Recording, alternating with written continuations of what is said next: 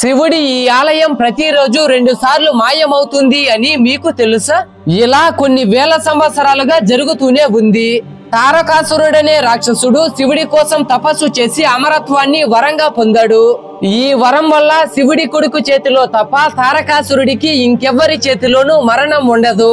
తారకాసురుడు వరగర్వంతో లోకాలన్నిటినీ ఇబ్బంది పెట్టాడు. శివుడి యోగ శక్తితో కార్తికేయుడు జన్మించి తారకాసురుడిని చంపేశాడు.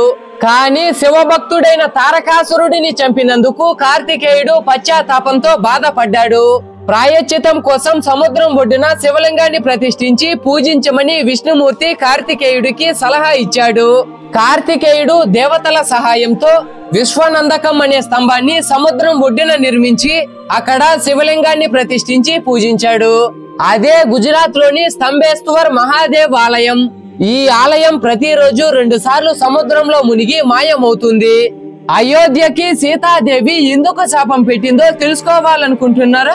అయితే నా పేరు కింద ఉన్న లింక్ ఓపెన్ చేసి పూర్తి వీడియో చూడండి.